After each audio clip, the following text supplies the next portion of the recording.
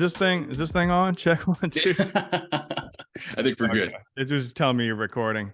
Yeah, so Kyle and I had like 2 minutes before this started rolling. So what I was telling him that we decided we'd probably use as a jumping off point is that today I'm filming for a new product and I'm involving someone that I've yet to meet.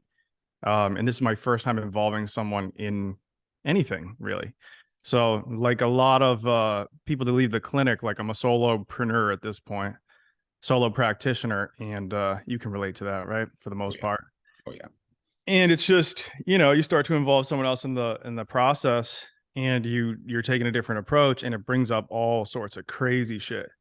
All sorts of deep-seated anxieties. And like what I was about to tell Kyle right before we started recording here was that for the first time in as long as I can remember, I started having this weird left buttock, almost sciatica like pain.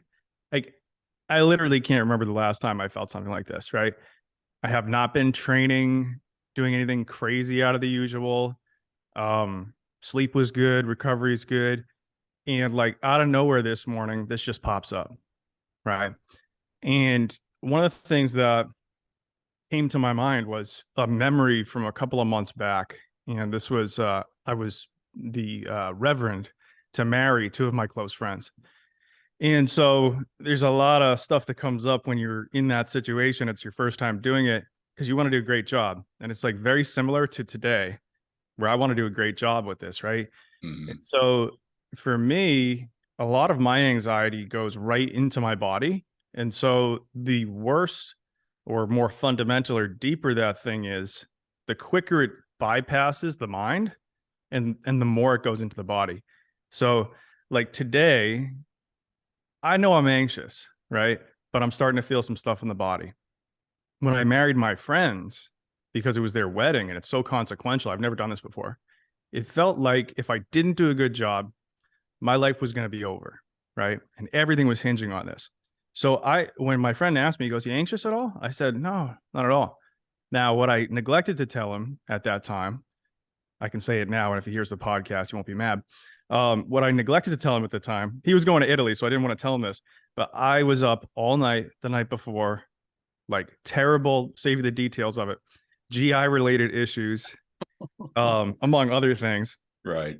And you go think food poisoning, you think maybe I got a bug, whatever. You have all these stories you tell yourself about it. But I think for me, the proof was in the pudding. I do the service, goes great. They get married. Everyone's like, "Oh, great job, man." We get done, and immediately I'm able to start drinking and eating, per usual, like just Hmm. in wedding style, going Right. all Of in. course. All the GI issues go away immediately after. I feel totally great. Wake up the next day feeling great, right? So who knows, right? We can't say for sure that that's all just unconscious anxiety, but the temporal association of me feeling terrible and anticipating this event and then going through the event, having it go great, and then feeling amazing right away would seem to suggest that there's some sort of a correlation there, right? And so these are the moments where you start to realize that we think of the mind and the body as being these two distinct entities that have some sort of a boundary in the middle. But you get these kind of moments of clarity where you see, wait, there's actually no boundary there. And it's sort of like this kind of continuum where the things you're feeling from a physical perspective can come over and influence your mind, right? You don't get a good night's sleep, you're not eating right, you're not drinking enough water. Then all of a sudden you can't regulate your emotions as well, right? Or on the Hmm. flip side, like today, and like the day I married my friends, it's we got some core vulnerabilities being triggered here. And then it's too much to feel mentally, to feel those feelings and process. And so it just goes straight to the body. And next thing you know, it's like GI issues, old sciatica feelings. And, if you're not careful and tuned into that, I might go today and say, "Oh my God, what's wrong with my back?" Right. And so a lot of the people that I meet are dealing with a combination of things that they can work on to improve with their body and then influences on the mind side. And I think getting people to understand that it's not one or the other, that both views are helpful and they leave gaps that the other can fill. that's sort of like my main aim right now. So if you're too much on one side and you get dogmatic about it, then you're going to miss something. And if Right. you're too dogmatic on the other side, you're going to miss something as well. So finding that middle path between those two and saying, okay, not everything in the body is a body problem, but not everything in the body is a mind problem either. Mhm. And not everything in the mind is a mind problem. It could be a symptom of just poor lifestyle and recovery in your habits, right? But it also might be a mind thing, right? Right. So when you combine the two approaches, you get the best of both worlds. But the one thing that you can't hope for and that you have to give up is the fantasy of resolving that conflict, right? Mhm. So if you have to have a definitive it's this or it's that, you're going to be perpetually struggling and creating a state of suffering for yourself. But if you can find that middle way and say, okay, I never have to know, and I can never know and still feel awesome in the end by getting the best of both worlds, then your probability of success goes up. Right. So, I love anyways, it's a lot of mouth vomit, but that's No, where man. my brain's at these days since I Totally. last Well, thought it. and I've seen that because like the last time we were on the podcast, we had great conversation, but like I've seen you sort of, I guess it's been a little bit over a year since you're last on. But like it's been interesting to see you like evolve that model and put this into words. Like you made a post recently about like the chronic pain and like how to get over it, and just like a lot of your posts in general, like I love them, man. Like there's such a great reminder of that it is like there isn't a separation of this stuff, and that it is a mind and a body. There I go, I'm separating it. That it's Yeah, yeah, just a yeah. full cohesive thing that we have to influence. You have to go after the tissue, you have to go after stress, you have to go after confidence, and all like this weird murky gray. And it's tough to piece this out. Like our natural reaction is to atomize everything, right? It's like, oh, here's a car. Well, here's the transmission. Here's the engine. Here's the oil pan, blah, blah, blah, blah. Like, let me take all these things apart and then I'll put it all back together. And then, oh, it's fixed, right? Yeah. Whereas when we're dealing with these organic structures, it's just that atomizing things only go so far. If I take out a kidney, well, I only got one. If I take out the heart, well, the whole thing shuts down. Like, is it, like, Right. it gets weird, but it's definitely hard to logically look at these things. Though you talking about this makes me think about the direction of the field and where this could go. And so Yeah. I'm gonna, On either direction. In which direction do you see the field going? I think both. I think it's divergent and you see a lot of doubling down in one direction or the other, Mm-hmm. right? So to be specific, you have a certain contingent that's saying it's all the mind. Right. Everything in your body is the mind. Yeah, exercise because it's good for you, but this is all mind based, right? Yeah. Like, Right. so not to throw the mind body community under the bus, but to throw the mind body community under the bus. To me, they call themselves mind body, but where's the body in it, right? Mm-hmm. It's like it seems to be all mind, right? And then the exercise piece is an afterthought, right? Right. Then if you go on the sort of biomechanics side of it, and there's many variations of that, as there is with the mind body thing as well. But you'll find a similar dogmatic sort of doubling down on like, this is the only lens that matters, and the thing that rubs me the wrong way with either of those is if you go to that and you say, this is going to be the thing that makes the difference that I want, you're basically putting so much pressure on that approach to Mm-hmm. be the thing, right? And so sometimes when you put that much pressure on one aspect of the approach, then the entire thing falls apart. Right. So it's like the in the business realm, people that are involved in business will know Alex Hormozy, and he talks about money as being something that solves money problems, but it ends there, right? Money Mm-hmm. solves money problems, but it doesn't solve problems that aren't due to money. And so I look at movement in a similar way, or mental training, spirituality. there is a point at which it no longer is going to help, right? You got out of that what was useful, and that's fine. It doesn't have to be the be all end all, right? And in Right. fact, it's better if it isn't, because then you can treat it with curiosity and like it's play, like, Right. okay, let me see. And furthermore, I think you can then separate signal from noise, right? Hmm. So if somebody comes to me and I look at them holistically and I'm like, oh my God, this person's so in their head that if we go into biomechanics right now, and by the way, when I say this person's so in their head, it's more like looking at me in the past slash what I'm trying to protect against, because I know it's my tendency. So I'm calling you out, yes, if that's you, because it's me. Like that's who my clients are, because we attract ourselves, and anyways. We've all So been there. We've all been there. We all, yeah. And it's dark, man. It gets so dark. And at that point, you're looking at the thing that you're engaged with, regardless of what it is, as being a survival level importance, right? mhm, So it's like if I don't figure exactly out what's going on from a biomechanical perspective, I can never heal and feel better. Like that's the story you're telling yourself when you're at that point. Or you could do the same thing on the mind side of it. You could be like, well, if I never figure out what my core wounds are and work through those, and then I can regulate my nervous system, then I'm never going to be able to, live a life. And it's like, no, no, no, no, no. Come on. That's not a healthy place to start from.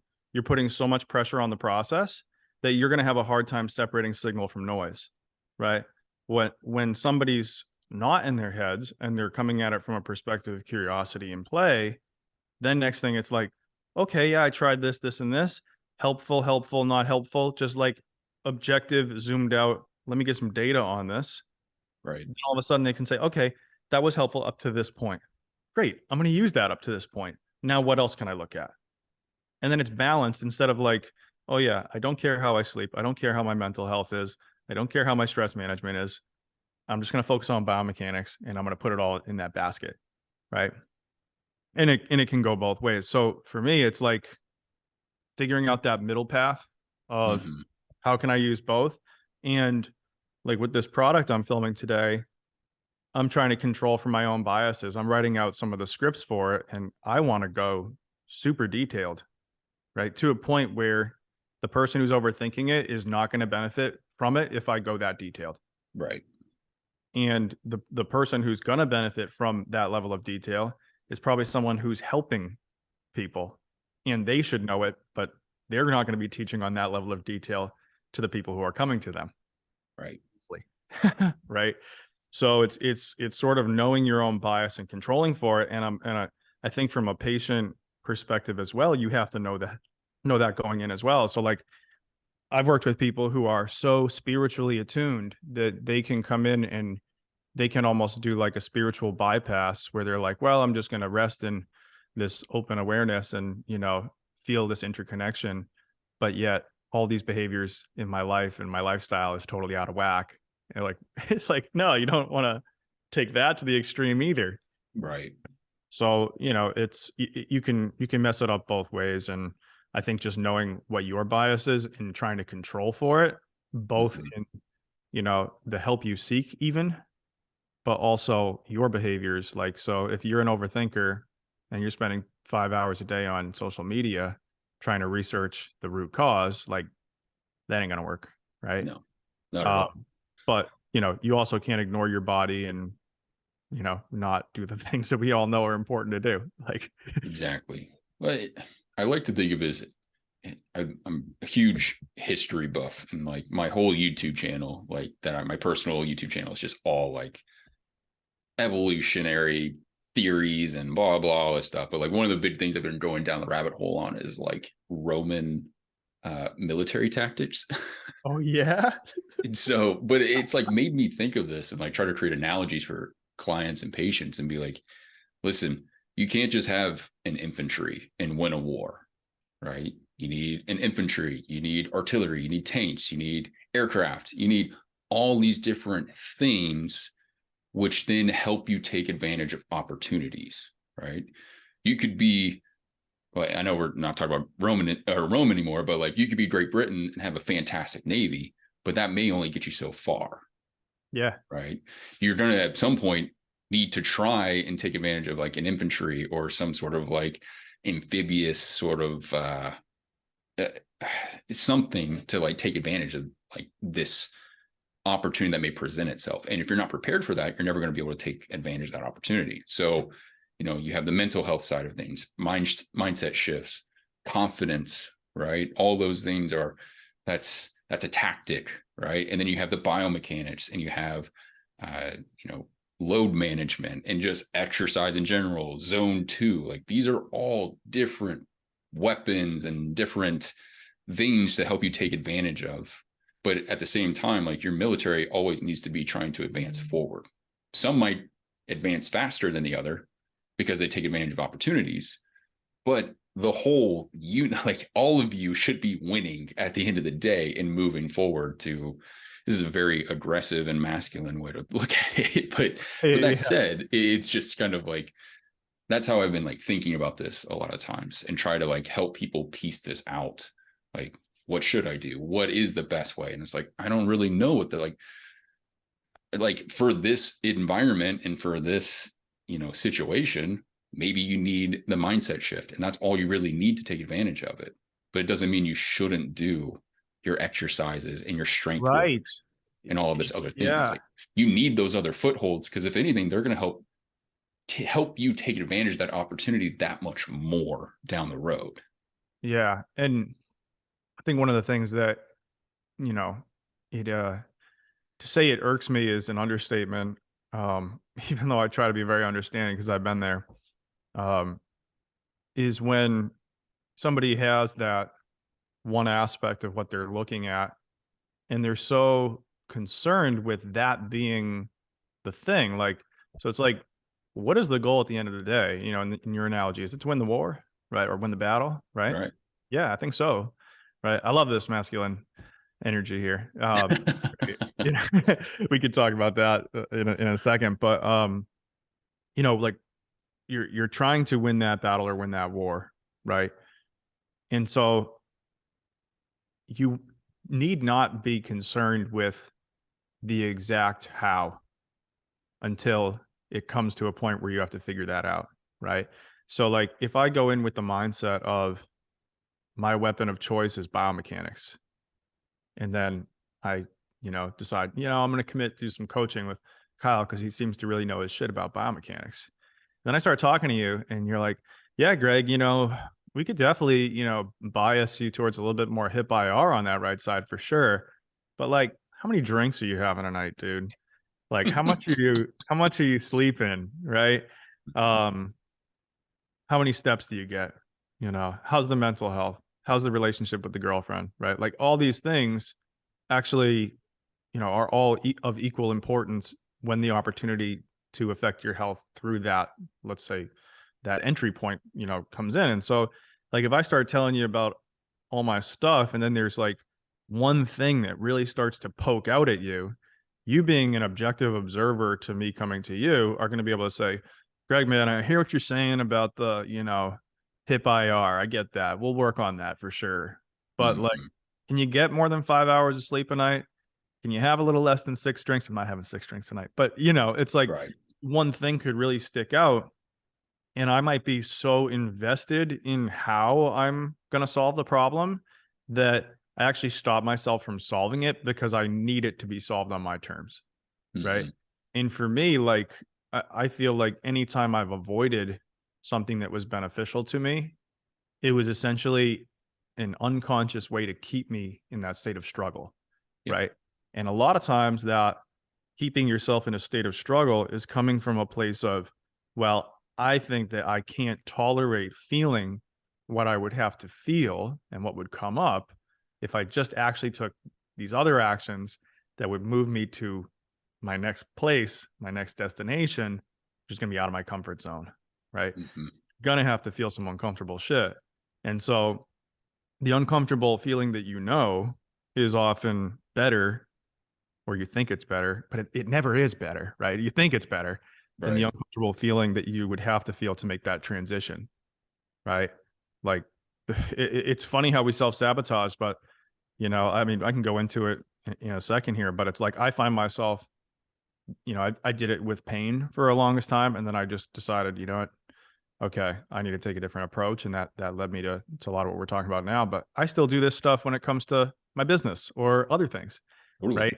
And it's like a continual process of recognizing that, and then being open to what do I need to use here, right? Like, is it the Navy or is it an infantry, Yeah. right? Or is it something else? Is it writing up a freaking peace contract? Yeah. Like a radically polar opposite approach, you know. And I think it's interesting that you bring up this analogy to me, because I see, like, most of my clients are guys, you know, Hmm. and I see this style of addressing pain and addressing the body from the masculine energy, which is often like the problem's out there somewhere. I'm Hmm. gonna identify it and then destroy it. And that's how I'm gonna win. Right. Very kind of infantry Yeah. oriented. Yeah. Right? There's the threat. I'm gonna destroy it. It's Versus, logical, it's objective based. yeah, and it's analytical, it's objective, it's the problem's out there. I'm gonna find it, search, destroy, and then I'll be the victor. Right. Hmm. Oftentimes there's an opposite energy on the feminine side that's like, oh my God, what I'm experiencing something. There must be something fundamentally wrong with me. I'm going to make myself really small, shrink away, Hmm. take care of myself, put everyone else's needs first. Right. And like, neither one of those energies taken to the extreme is helpful. Right. So when you're approaching this, we can call it a problem. I'll do air quotes on the problem. Um, Whether it's pain or not moving as well as you want, We'll say situation. situation is a good way to put it. Um, you need to know what energy you're coming to the table with, right? Hmm. And you need to really think of, like, is there some sort of balancing out of these energies that I need, right? Because like infantry, navy, right? These are all branches of the same way of taking a threat out there, identifying it, and then destroying it to be Hmm. victorious, right? That's different than writing up a peace treatise, Right. right? And it's not like one of those is always going to be the right call, right? Situation specific, but you want to be able to do both, right? Can you have a really strong, army, and at the same time have people who are really great in foreign affairs, Hmm. so that when the opportunity presents itself, you can do what is needed in that situation. At the end of the day, you're just trying to be victorious, and it Right. doesn't Well, and matter. I think with that analogy, it even kind of bottlenecks us because it is looking at it through like what is victory at the end, right?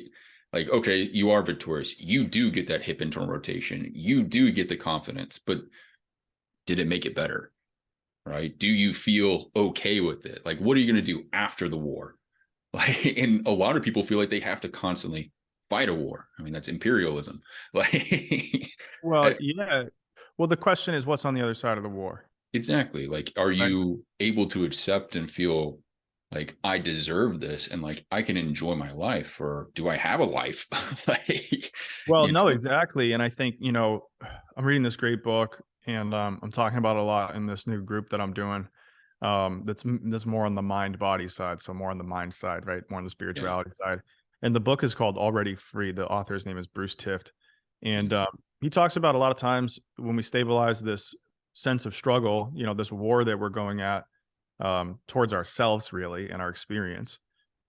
The thing that's on the other side of that, the reason that we're perpetuating it, is because we don't want to feel that level of existential, what he calls annihilatory panic, right? mm, So when you ask yourself the question of what does it feel like right now if there's no problem to solve, what is there? It's like, well, you might be left with your core vulnerabilities about, oh my God, I don't deserve love, and I'm going to be abandoned, and the world's not a safe place. And, mm, all this sort of really intense experiential stuff that you might not have the chops to really be with. right. Right. And so, in a weird way, continuing to be concerned with, oh, I don't have enough hip IR, right? I don't have enough hip IR. Well, it's like, it, if that's the thing that you're clinging on to, when you do get the hip IR, right? then you're going to either face that stuff or you're going to find a new problem to Exactly. focus on, right? So it's funny how we stabilize this struggle, because like I used to think my hip IR was like the thing that was going to be the difference between me feeling good or not, right? Hmm. Um, I don't know what my right hip IR is right now. It's actually not bad. I just did it, but um bad example. But Yeah. there was a time, in the last couple of months where I was training hard and that thing was resting at like 15 degrees, IR. Um, and like it was totally fine. Like my pain levels on those most of those days compared to what it is today with the anxiety that I'm experiencing with this going into this new endeavor, was much, much less on those other days than today. Mm. Right. So the thing about the brain being so predictive and wanting to create a reality, that's just how the brain works, is that if I attribute a meaning to a lack of hip IR being that I should be in pain, right? Or I can't feel good or I can't lift or whatever, and I'm looking at that, then my brain will find a way for me not to feel good with that, Yeah. right? But on the flip side, if I serendipitously feel good and then test my hip IR and realize it's only 15 degrees and then go, I'm open to knowing that my hip IR doesn't determine my happiness and my feeling in my body, right? Then that's counter evidence. So it all depends on like how open are you to receive the information that's in front of you? Like, Right. are you going in with a preconceived notion of what you're going to get out of it and what the meaning of it is? Or are you actually approaching the situation, as we're calling it, like a scientist and just Mm. trying to get information to determine, like, is this signal or is it noise? Is the amount of effort that I'm putting in on any one side of this even worth it? Or where does the return on investment end? Exactly. Are you familiar with Adam Lane Smith? No, who is that?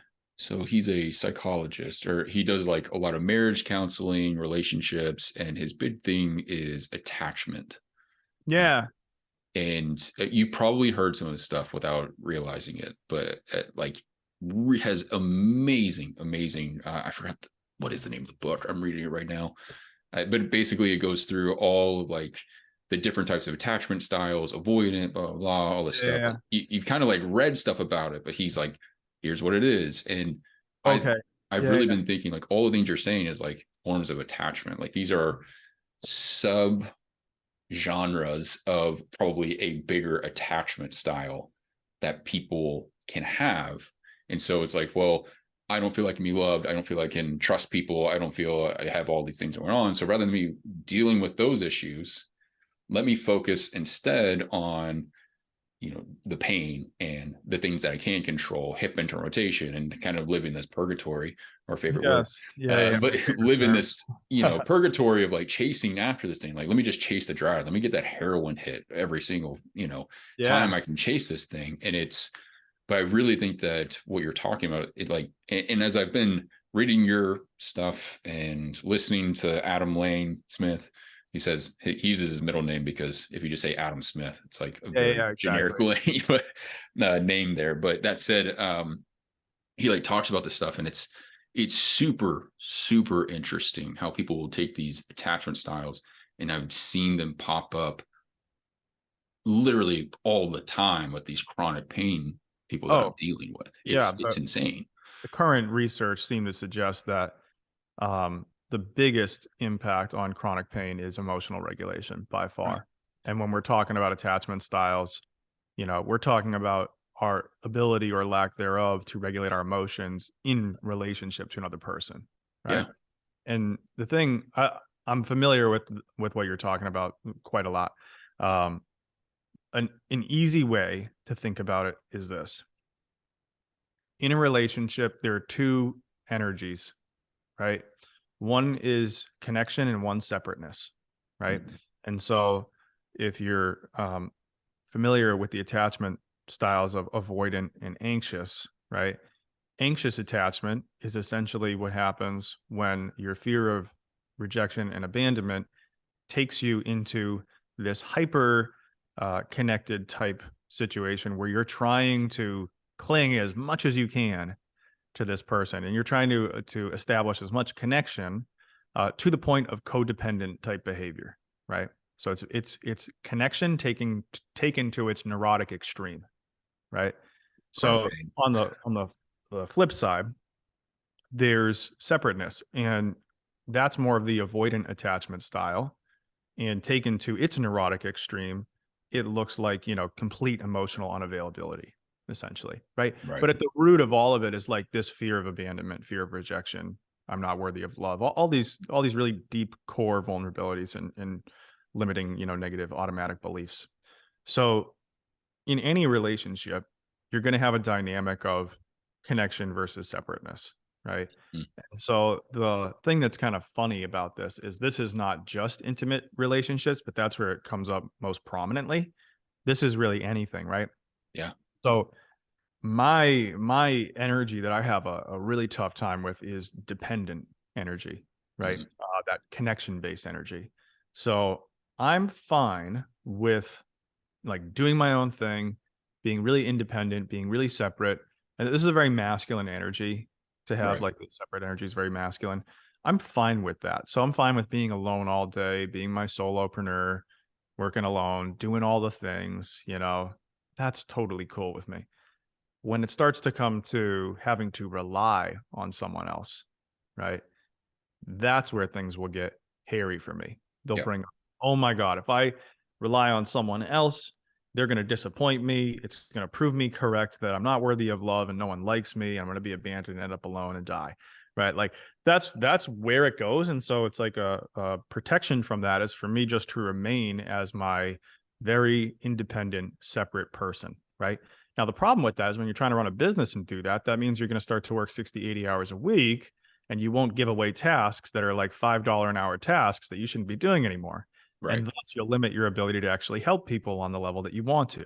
Right. Hmm. And so that's what I'm bumping up against right now. And I'm having to involve other people in my process. And I'm meeting so much internal resistance right now because it's this dependent thing that I'm super uncomfortable with and that I have to learn how to tolerate, right? It's not going away. For me to actually have a fully realized adult life and succeed in this business, I'm going to have to be able to be dependent, right? I'm going to have Yeah. to feel that very uncomfortable energy. So I could run from it and make my entire business about, well, I'm just going to try to automate every single process so that I have an AI doing everything and I never have to rely on another human being and it can just be all me, right?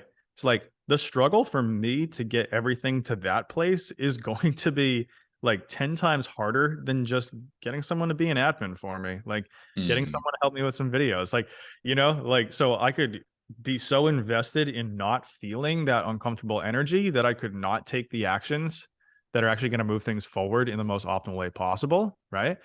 Or I could just say, you know what? I'm okay to feel this thing I've been avoiding feeling. It's not going to be pleasant. I don't have any fantasy of not feeling this. And I know that throughout the rest of my life, it's probably going to get triggered over and over and over again. But that's where I got to work. I gotta lean into that. So And right there, you're describing stable attachment style. yeah, yeah, and like, I think people get so caught up in anything, right? Including Yeah. attachment theory, that they'll go, I am, and then insert word, right? And so the second you make an I am statement, you can make an identity out of something. And so somebody could say, I am an avoidant attacher or whatever, Hmm. right? Well, now you've given yourself a name and it's basically just concepts in your mind that you've attached an identity to. And now you made yourself the avoidant attacher. Well, okay. Now are you concerned with maintaining that identity or are you okay with killing that identity? Right. Right. It's like you might show behaviors that are consistent with this phenomenon that's described as avoidant attachment, but you don't need to become identified with this concept of I am an avoidant attachment person or whatever. So, like for me, if you had to put me on that scale, where would I be in most cases? Yeah, I'd be on the avoidance side, pretty like square, like, yeah, Same. somewhere between secure and avoidant, right? You called me out with the AI stuff. So I was like, shit, that's Yeah, me. man. That's literally me. So like, Yeah. Well, and I think to an extent that is going to be helpful, right? But the gap is going to be, where you could have a person who does a way better job, and it's a, it's not that much of an investment, and the experience on the customer side is way, way better. Hmm. Okay. Like, it's like, get over your shit, man, And I say that to you just to hear it coming back to me, No, man. what Like I'm dealing with. I will say, finding good help is very difficult. It is difficult. It's one of Well, those things, especially as solo entrepreneurs. Finding, I mean, I've been through 4 different video editors, 2 interns. Like the only person I've found to be stable at this point is my graphic designer guy. And shout out to Marcos. yeah, exactly, man. Like Marco's the man. He's the only guy that I can trust when it comes to this stuff. So Yeah. it's Well, he, but you know what? Let me interrupt you. So oh yeah. if you were concerned with stabilizing your struggle of being an avoidant attacher or whatever, however you want to talk about it, Hmm. you could say, I went through 4 video editors and I went through 2 this, and everyone just confirmed to me that I can't trust or depend on anyone, so I have to just do it myself. Now I'm doubling down on this identity, right? Like, Yeah. that's just perpetuating a struggle that doesn't need to be there. Instead, it's like I went out, had these painful experiences of going against what my like inclination is to then trust someone, even though that's hard for me to do. And Hmm. I actually experienced some pain as a result of doing that. It didn't work out, and I actually felt that and was okay with feeling that, and it doesn't have to deter me from taking these actions in the future, Right. and knowing that it can eventually work out. Like, you probably learned more from that failure, let's say 100%. Yeah. failure, air quotes failure, than you would if you had just said, you know what, I'm in my office and it's so hard to get help, but I've never done it. Right. Like, and Right. honestly, like, that's where I'm at. Right. So, like, when I just go through my own limiting beliefs, it's like, oh, well, I can't, you know, it's going to be so hard to find someone. The amount of time it's going to take to train someone. And like, are they going to do it as good Hmm. as I do it? And it's all these things, but it's like, all right, you're never going to have to face that energy. And instead, you're going to be a prisoner of your own limiting beliefs until you Totally. do that. And what I found that was so interesting about it was, like, I was contacted by a few people after I posted about it. And, like, I know people, and, if I know you, I know your tendencies a little Hmm. bit, like if I know you from real life. And so, um, there's someone who is, I was, um, gonna have help me, and they're a little unreliable. That's putting it nicely. Yeah. Um, and they didn't show up, when they said they would, and it proved to me that you can't ask for help, right? But of course, that was exactly what I wanted to happen. Come Hmm. on, right? Because I'll tell you, my anxiety level when I thought it was gonna happen was higher, and when I received the message of, actually, I can't make it, and I can't make it again, right? Last minute cancel, which would make a lot of people angry. For me, it was like, what a Relief. relief. Now I don't have Yeah. to feel the uncomfortable feeling of being in this new situation, jumping off the ledge of being comfortable doing everything myself. And now in Hmm. this abyss of, oh my God, is this going to work or is it not going to work? Right. Right. Like, for you, now that you've done that multiple times, you can jump off that cliff again and be like, yeah, if I fall flat on my face and it doesn't work out again, that's okay. Cause I've already experienced that and the pain. Exactly.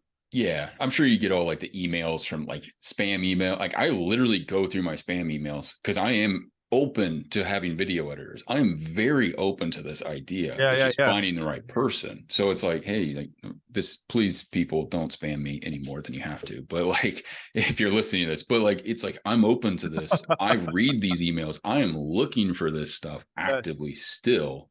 But I agree. Like, that's where it'd be like, oh man, like, confirming my bias. And then from that point, that's again confirming my identity that I have to then do this all by myself all the time.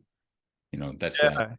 Right. And then, one limiting thing leads to another limiting thing, right? So Mhm. if you do everything yourself, to an extent, your amount of money you make is going to be mostly, at first at least, linked to how much time you can output, Time right? and effort. Yep. And it's all time and effort, right? And so, that's a limiting belief in and of itself, Hmm. right? And if like my North Star is helping people feel and move better. That's my North Star. If I let that limiting belief of time and money are coupled prevent me from doing things like developing awesome products that I can get out to more people, or just a number of other ways to have a bigger impact. So like having more time to not work so I can flesh out my ideas more, Yeah. so I can actually figure out what's working, what's not working, so I can come up with new frameworks, like all those things that are not direct, like doing sessions, doing sales calls, those like things that seem to be okay. I know I'm making money on this time, right? Right. All those other things actually can have an enormous impact, but you need the space to do those, right? And the Hmm. space to make those happen. It's like there'll be times where I'm going to fulfill on some work for some clients, and I'm just like, man, I would really just like to take some time right now and like flesh out this framework that I'm working on a little bit more, because I think if I had this a little bit more organized in my brain, there'd be at least a subset of my clients that would benefit tremendously from that. But instead, I'm caught in the weeds of doing that like Yeah. day-to-day work, right? And it's like, what if at the core of it, if you drill down far enough, what is it that's stopping me from actually taking that next step, right? It's fear. And it's fear of feeling those emotions that I've constructed an entire life around not feeling. Now, Hmm. I want to say something here about this though, because I'm harping on this point over and over and over again. Like, we got to feel the shit that we don't want to feel. Great. Okay.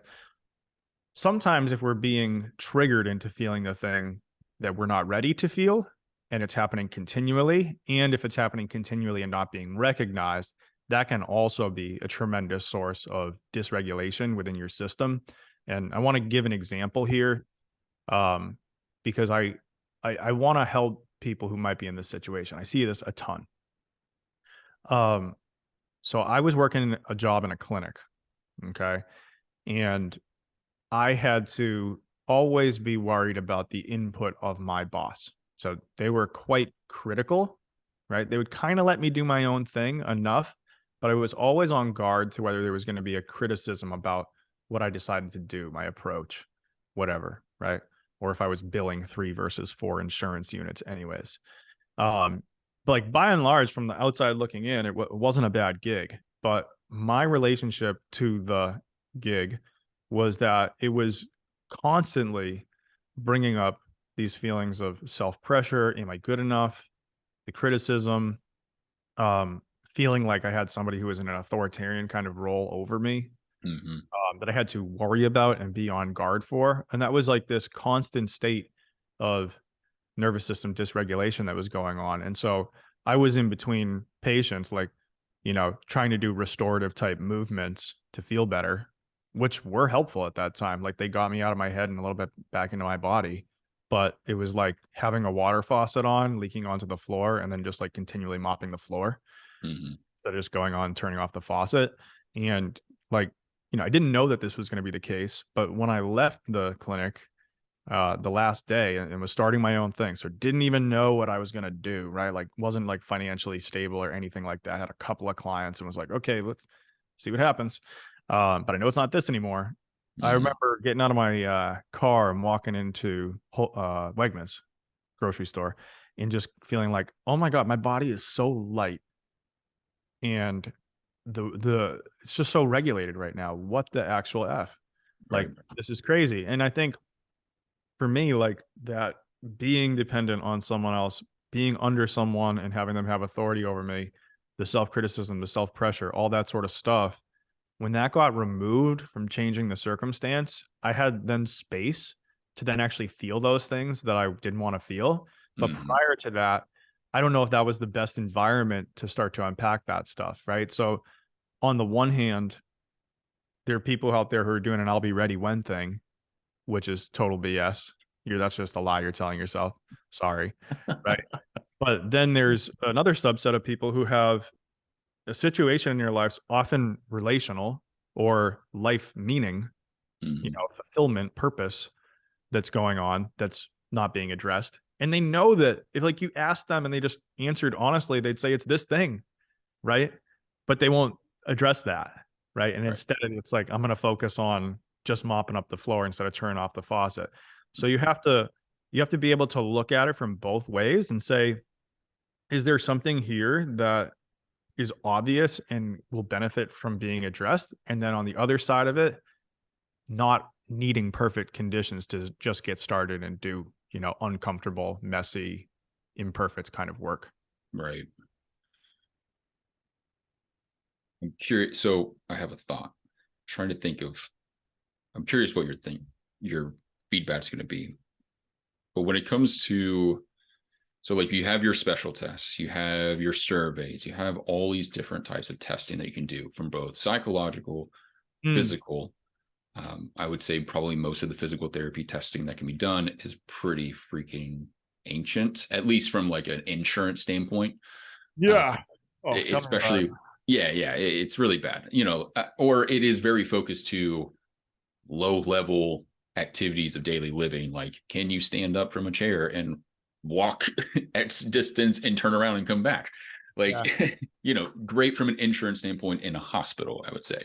Yes. Um, you and I practice similar things in range of motion testing and how that can affect other things, but even that has limitations as a tester. But I think to kind of circle back to what you were saying earlier, like, are we going to go divergent? Like, are we going to go more after the psychological components of pain and all these things? Like, where's the industry going? Or are we going after more biomechanics? I think it's both. Yeah. But we as a industry need better testing at the end of the day. And streamlines testing, or it's not streamlined, but like testing that's consistent across all populations that we can all do, and that it's like, here is gold standards. And Huh. we don't have that. So like, Yeah. an example of that would be, how many reps can you do of a bench press before you can actually get labral, start Ah, tears or something like that? Like, how much can this actually tolerate? And then how can we test that across different shapes of people? Like, yeah. there's, I think the having AI start to enter into modern society is going to take us in that direction. And it's going to make research and a lot of things a lot more, hopefully we'll be able to start to like put this stuff together. Because right now it's so, like, even as you're talking about it, it's like, man, it's just so everywhere. It's just like, you don't know what you're going to expect. But for us to really like, is this making sense? Is it making sense?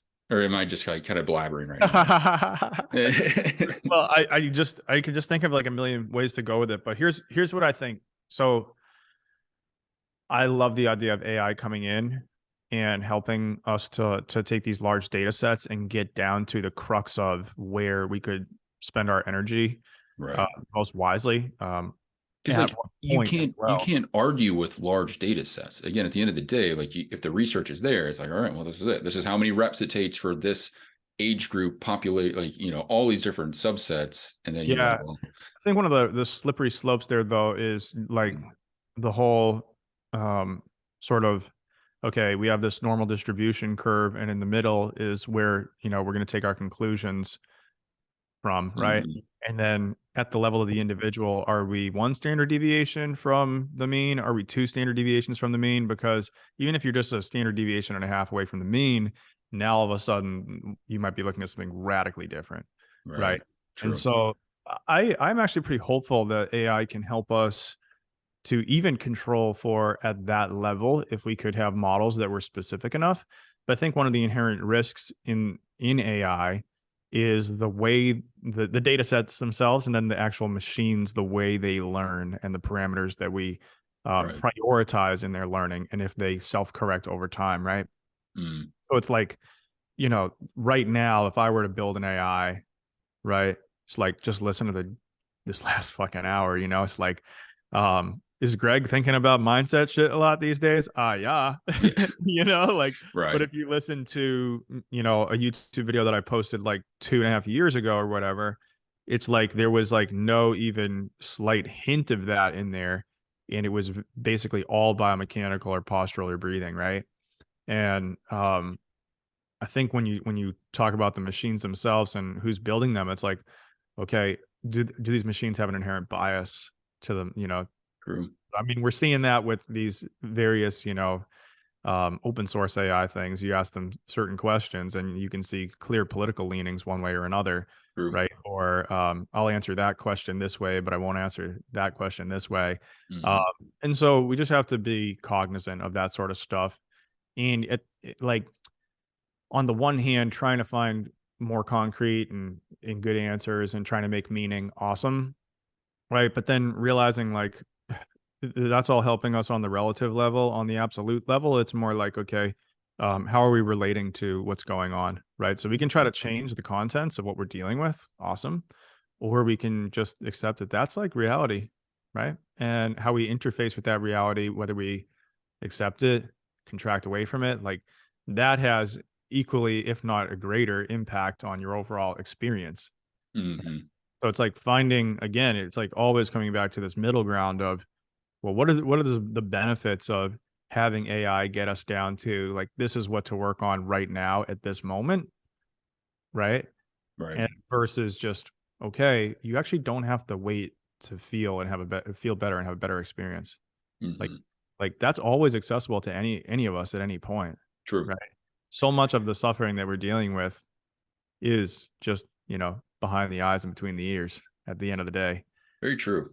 And you that's, know. that is a very good point. And I like that you brought that up. It's just, again, just to counter that point, this stuff's not going away at any point. And I would No, actually not at say all. that it's a modern society problem that we're dealing with chronic pain. People are still going to get injured. People are still going to have this.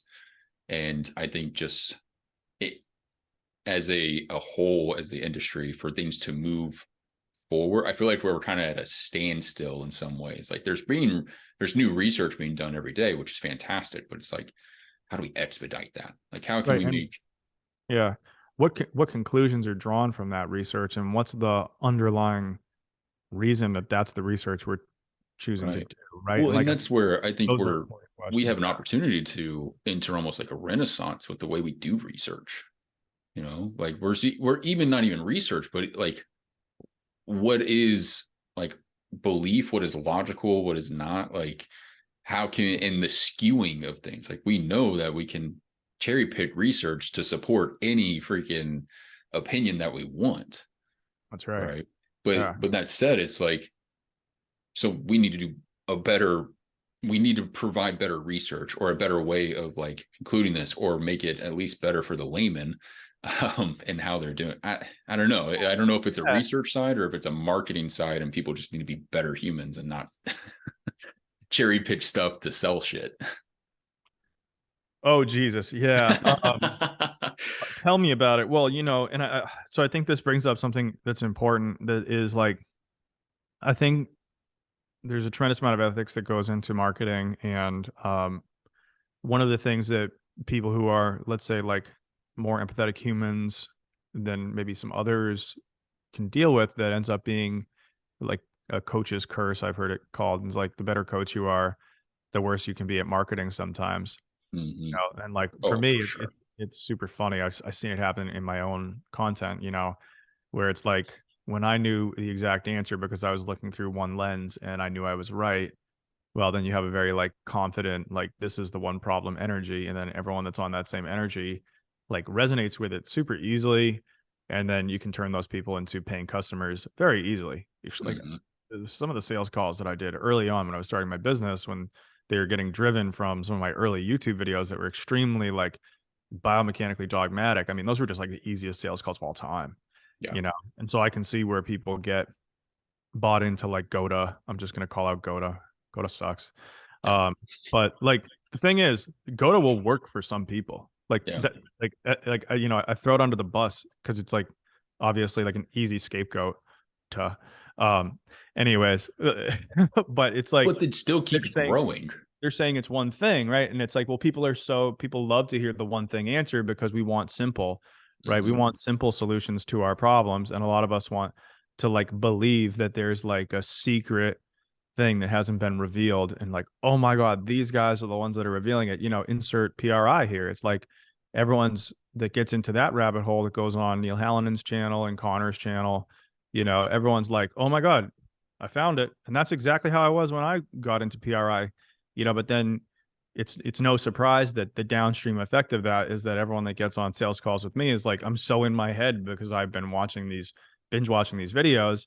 And Right. like now I'm afraid to move and have all these preconceived notions about what things in my body mean and how they feel. And I'm so like ingrained in that belief system that even though there's a part of me that knows that that's probably not the whole answer, like Right. I'm having a hard time training myself out of that to actually trust my body again. Right. It's And like it's psychological weaponized biomechanics. It Like, is, right? And the thing is that I'm not gonna attribute any malintent to the people who are making that kind of content because I've been mhm. in that position I before. still make some of the content. I mean, like it's So do I. yeah, Yeah, so do yeah. I. And it's fine. And like the thing that I'm trying to get on with my business is like my next big shift that I'm trying to make, um, is really trying to meet people where they're at, but also be able to expose them to, like I've seen from you recently, an ecosystem of options, right? So, like, even like, I'm going to go out on a limb here and say that we probably both agree that a good destination for someone from a movement perspective is to be into a regular progressive resistance training routine, which can help everything else in your life kind of self organize around it, at least on the physical side. Yeah, Right. And there's 100%. tremendous psychological benefit to that too. Right. So when I look at like the thing that I want people to eventually be able to take from an interaction with me, yeah, it's mindset and how to approach things and all that good stuff. But it's like behaviorally, I want you to do a regular resistance training routine, maybe some regular endurance training, be sleeping well and eating well. Like, because those are the body things that will balance you. And then all the other stuff that we talk about on the mindset side will be so much easier to actually work on and deal with all that if that other thing is in place. Right. You have the So, wind at your back. Like yeah, that's exactly. And it's like you and I both know that that's kind of from a pragmatic standpoint, the goal, right? Now, mhm, there's a whole reason that humans have trouble with doing things that are good for them, a lot of reasons for that.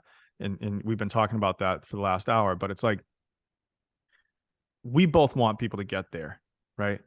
Their entry point might be GOTA, might be PRI, might be some belief they have about they need to fix their sway back or they need to do this or that, mhm. right?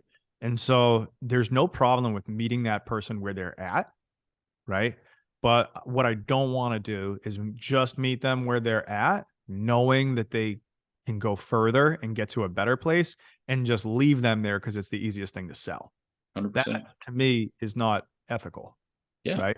Well, Uh, I'm making that my sway back solution. And I'll tell you all right now, it's not just a bunch of breathing drills. Like I'm literally having people do strength training for sway back. And it's yeah, a 7 day a week. And it is there to set you up to go into the next resistance training. Like you could do this at home. Fantastic. You might feel better. You might get your posture feeling better, meet you where you're at. But I'm like, hey, go to the fucking gym. Go to the damn gym. yeah, Like yeah, do yeah, this next because you're going to be that much better. And like you did this thing 7 days a week for 4 weeks, you have a foothold. Your infantry is on the land. You yeah. can go move forward with this. And I think one of the things that I love about what you're doing there is like you meet them where they're at. You're already starting to change their beliefs about what it means to work through the problem that they're perceiving is their main issue. And then along the way, the likely thing that's going to happen for a lot of those people is they're going to actually forget all about that. Mhm. And it's going to become like, oh my God, there's all this experience in life that was accessible to me that I could have been engaging with, but I was fixated on this. And so Yeah. it's like if you just met them and said, hey, listen, we got to get you eating better, sleeping better, moving, doing resistance training. That's one thing. But if you meet them and say, "Hey, right now you're struggling with sway back posture. I hear you. I know where you're at." Right? Turns out that I've got this special program right now that literally looks at the biomechanical aspects of that and controls for that because I know that's where your mind is at. Right? Mhm. But as a coach down the line, I know that you have to move towards doing these behaviors to feel and move better, right? Yeah. That person on the back end of that is not only going to have improved their biomechanics, right? They're going to have improved their energy levels. They're going to have improved their confidence. As a result of all this, what's going to happen in their lives? Well, they're probably going to have better relationships with other people. Then what maybe happens? Then they might get the courage to start to look at some things that they might have, had trouble looking at, or take that next step in their career they might have been afraid Hmm. to take, right? Like there's all these downstream effects, and that breathing drills alone are not going to get them there. They can be Yeah. a step in the process or a part of it, but to try to tell someone that this is the whole story, you got to ask, is it because you really think that's the whole story, or is it because it's easy to sell and because it's getting clicks and likes? Right. Like if it wasn't getting clicks and likes and making you dollars, would you still be saying it?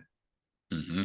Right. And I'm not up here trying to say that I'm a saint and all I care is like about this altruistic thing. Like, no, I want to make money. And like, honestly, at the end of the day, like, I believe that if I provide tremendous value to people and I impact a large number of people's lives in a positive way, that I'll be filthy fucking rich. Right. And I want that. Like, and I think people need Yeah. to be a little less shy about saying that.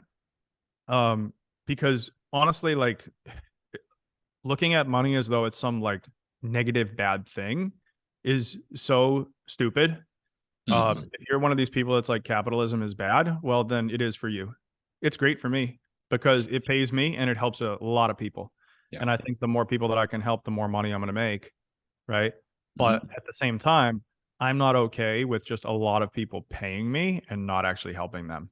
And Right. them not getting result, or I think this is the way to kind of finalize my analogy of like the war thing. It's like, why are you fighting this war at the beginning, right?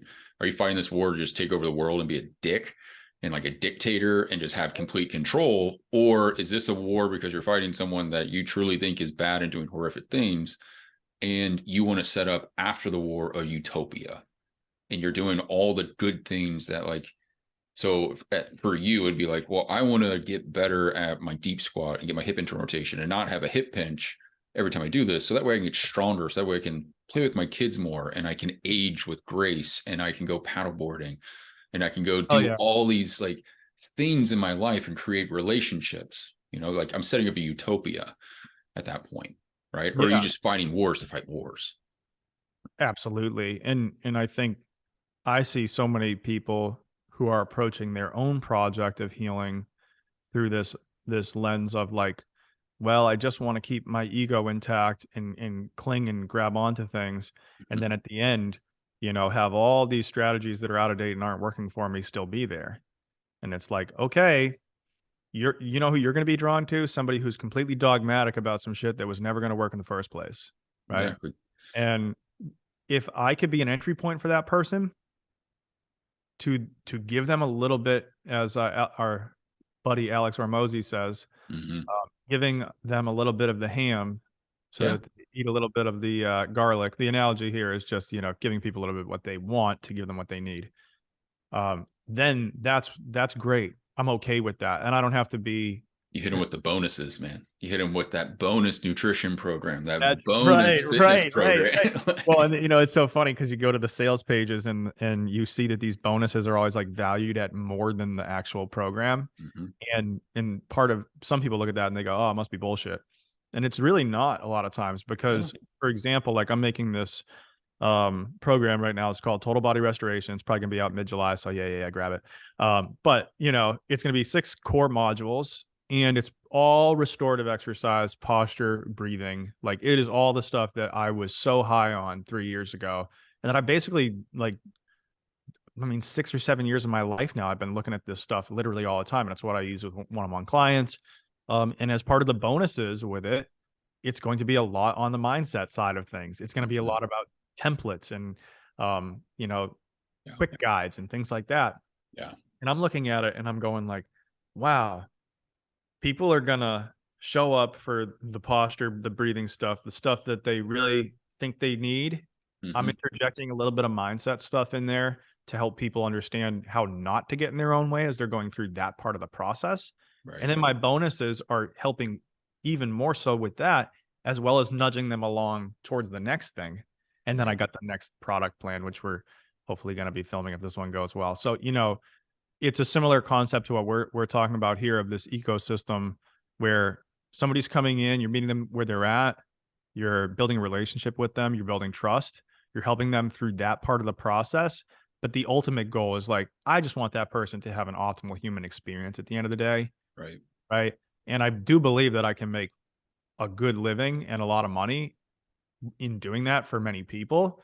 Um, Even though it's going to be a little harder to sell that in the beginning than it Mhm. is if I just say GOTA is the only way, PRI is the only way, right?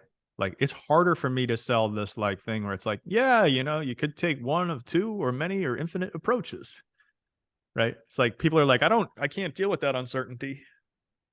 And that's where it's like, is that this is about to open up a can of worms, but it's almost like we're dealing with in modern society, we're being pulled in two different ways, which is like a logical, like, how do we sort through the uncertainty and be brave enough to do that and understand that we don't have all the answers.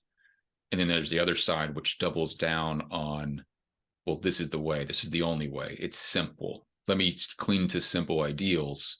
And I mean, we're seeing that in politics, we're seeing that in pain, we're seeing that on social media. Like, if anything, social media has magnified that to such an extreme, right? With algorithms. And it's like, man, like at some point this is going to come to a head. And I don't know what the answer is going to be. I don't know if it's going to be like that movie Idiocracy, where we just cling to more and more simple ideals, or are we going to, embrace and have a renaissance of sorts? Like I think we're at a crossroads with modern technology and just Yeah. being more interconnected than we've ever been. And that in itself, I think, is causing some like this existential dread that's like subconscious for like the whole human population, like Yeah. especially in Western society. Well, I think we have a level of existential dread that is always going to be there, right? Yeah, All of us, we're gonna because die. we're all going to die, and it's happening faster and faster every single second Hmm. that you're alive. Every single second, every next second is less of your life than the previous second. So Yep. perceptually, time does speed up every single second, right? Talk to a 94-year-old, it's like 2 Mondays ago is the snap of a finger. Yeah. For a 3-week old, well, that's 66% of their life, right? Right. So it's, we have a limited time here, right? And what we end up realizing, I think, is that regardless of what you believe, right? We sort of rent out these bodies for a short time period. We have this consciousness, this awareness that channels through us. And then we have all these idiosyncrasies of how we've been conditioned and what our experiences are and how that maps into our brains and then Hmm. manifests out to the world. And it's cool. We're here for that. We're here for that kind of short ride. When you start to realize that that's just part of this overall bubble of existence and human consciousness, and you really open to that, well, a lot of times that little mini me in your head, that little ego starts to shit its pants, Yeah. right? And that can be, panic attack, annihilatory panic right there. And I think if you want that to never be there and go away, you're living in fantasy land, right? Hmm. And you'll perpetuate a struggle by trying to never feel that ever, right? And you'll get really involved in all the little minutia of the day to day. Or you could just accept that, hey, yeah, we're going to have to face this at some point. So I think to get back to your question about the social media thing, there is going to be this moment where I think we're going to see people go into divergent approaches with that, right? People that just cling desperately to preserve their egos, right? And to feel like they're a separate thing, right? And then you're going to have people who just say, okay, it's actually a little bit easier to acquiesce to the fact that, you know, I am one of this whole interconnected thing. And Hmm. let me just be okay with that while I'm here and, reap the benefits of not wanting to run from that existential panic and not having a fantasy of resolution. And other people are just going to say, well, I'll just organize my entire life around never feeling that terrible feeling of recognizing that it is completely fucking overwhelming to be a human being. It is, for sure. It's There's no right answer, unfortunately. But I think the right answer is just doing better each day. Like, leave the place better than you left it, Yeah, or when you showed up.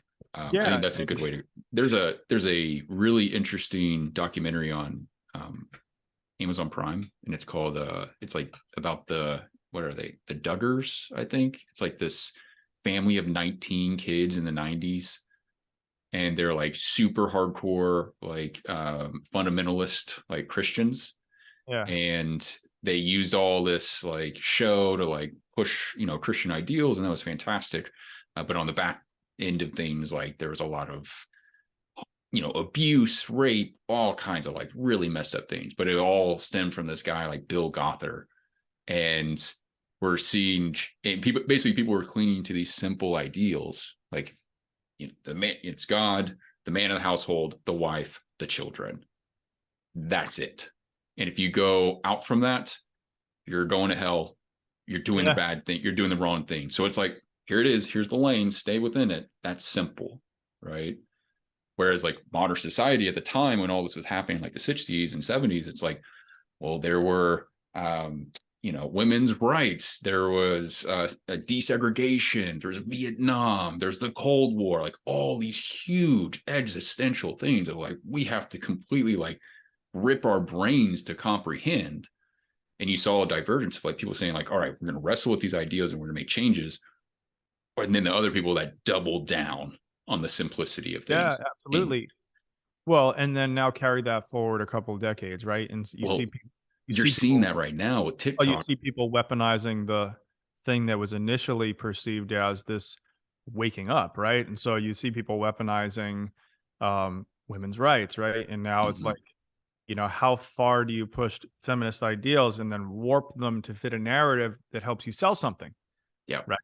And, you know, people don't want to talk about this sort of shit because we like to have topics that are, you know, on limits and off limits, right? Mm-hmm. But at the end of the day, like in the example you're talking about, any level of women's rights was off topic and Yeah. not allowed at the time that you're talking about. Mm-hmm. Nowadays, it's like, you know, it's off limits in a different way, right? It Yeah. was the norm then was like breaking this, what is it called? The nuclear family or whatever. And just They like described it as umbrellas of God, basically. oh, Like really? it was a hierarchy, That's basically. interesting. Yeah. Yeah. But You should yeah, you watch know, it. It's really I interesting. need to watch it. But it's funny to me because it's like if we just go back to human beings and their tendency to want to control things and their tendency to involve these ego functions that Mm-hmm. kind of protect and nourish the physical body and then attach those to their identities, Right. right? People can co-opt anything that has a pure value to it into something that is just the workings of an ego out in the Yeah. world, right? And so Totally.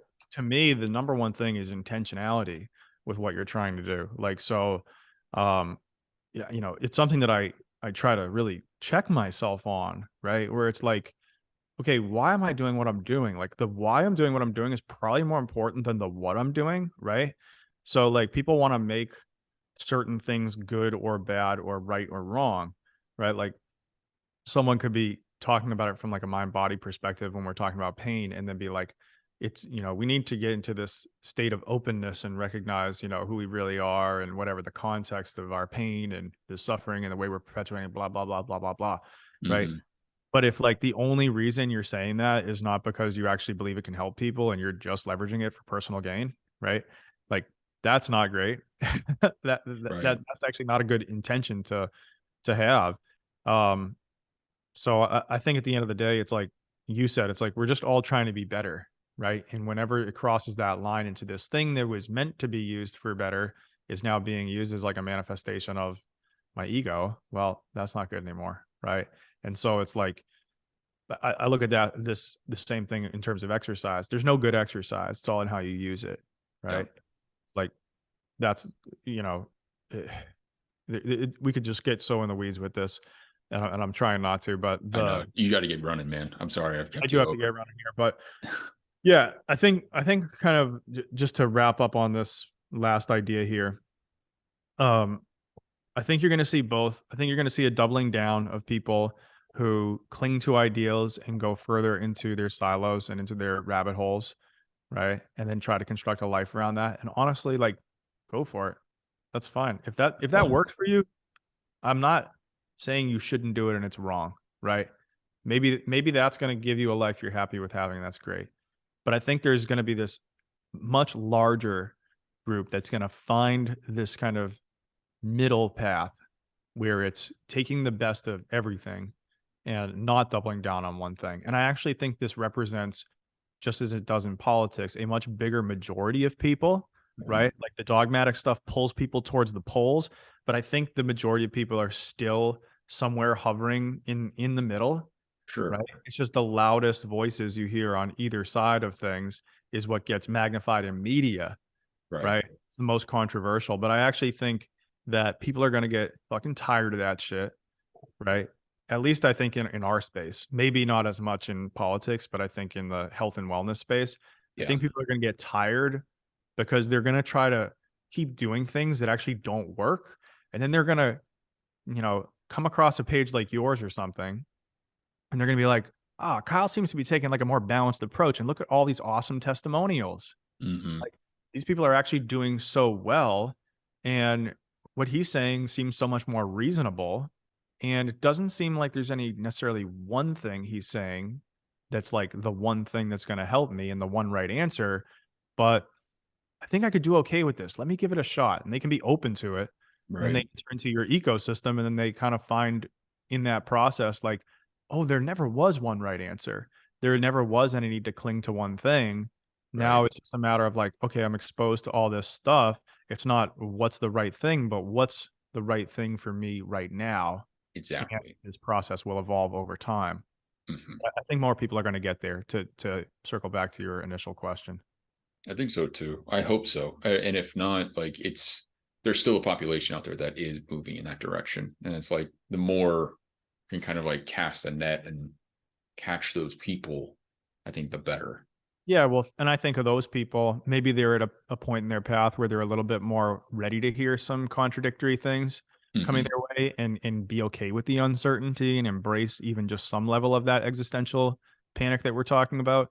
And I Right. think those people then go into their relationships in their lives and their communities, and then they start to help the other people that aren't quite there yet, right? And they help them even just inch themselves a little bit towards that. And then I think it will have this effect, this like ripple effect or butterfly effect, however you want to think about it, that ultimately makes the world a better place. And so, you Trickle know, down confidence. it a trickle down, up. I don't know. Now we're talking economics. Now we're back into politics. Fuck, how did this happen? The longer we're on this call, the more we're trying to talk about fucking Yeah, politics, I man. know. Trying to cancel the both of us. Oh shit. Um, Anyways, but yeah, no, I think it trickles out and I think it has a positive impact. And I think, Yeah. in looking back, it's like maybe the world isn't in our lifetime ready yet to totally open up that center like we're talking about. And maybe there is this little pull to the polls that happens while we're still here. But you are so connected right now in the world that I believe that I can have a hugely positive impact, make a shitload of money and have a shitload of fun while I'm here and encourage people to find this middle way. And you know what? Even if the majority of people are getting pulled towards the polls, there's going to be so many people that are going to have access to what I'm doing, and we're just going to have a great time doing it. And I think you and I are in the same boat when it comes to that. And I would say that one of the things over the last like year and a half that I'm just super grateful for, honestly, like finding your Instagram account. I unfollowed a lot of other people that were in that dogmatic point of view on either end of the coin. And I Yeah. really try to keep it to people who are spreading a positive message, who have something balanced to say, and are not trying to lead people towards a overly simplistic one-sided answer. And just for my mental health and like something that I could recommend strongly to other people is just do an audit of what you're bringing in from a media standpoint Yep. and really take a look and say, is this pointing me in the direction of it's a one thing answer and capturing my attention and capturing, that attention of my ego and Hmm. pulling me into an identity? Or is this something that's helping me deal with, okay, there's more than one viewpoint. It's not what's right or wrong, but how and when to use it. Right. And I think if you bias it towards the latter, you're just going to feel more balanced in the long term, even if in the short term, you have to embrace a little bit more of that uncomfortable feeling that comes from not knowing. Exactly. Exactly, man. I think that's a great way to end it. I All right, bro. appreciate It's it. I been a appreciate you spending a little extra time here, man. Hit us with the socials really quick. I know yeah, we've had you on here before, but yeah, hit us with that and then I'll let you yeah, go. just Chaplin Performance Anywhere .com/YouTube /Instagram, whatever. I don't really post on Twitter anymore. But yeah, if you want to hit up the Instagram, that'd be great. That's where I'm posting most of my content these days. YouTube. I still post a fair amount. So check me out there. You know, hit me in the DMs. We're starting a new it's gonna be like kind of like a membership thing where it's mainly going to be based around spirituality and mindset shifts and things like that. So if you've been doing the biomechanics stuff for a long, long time and you want something that's a more kind of low cost group type thing, it's going to be very therapeutic, if you will, but more in a spirituality mindset way, then definitely DM me about that. I'm trying to get that off the ground. So it's going to be pretty affordable, and it's going to be more of like my fun pet project. So if you're looking for that, just DM me. Otherwise, be on the lookout for this project that I'm hopefully going to be filming successfully in just a few minutes. Oh yeah, man. Cool. Well, good luck with that. And thank you for coming on the show again. Give us your time, and we'll see you all in the next one.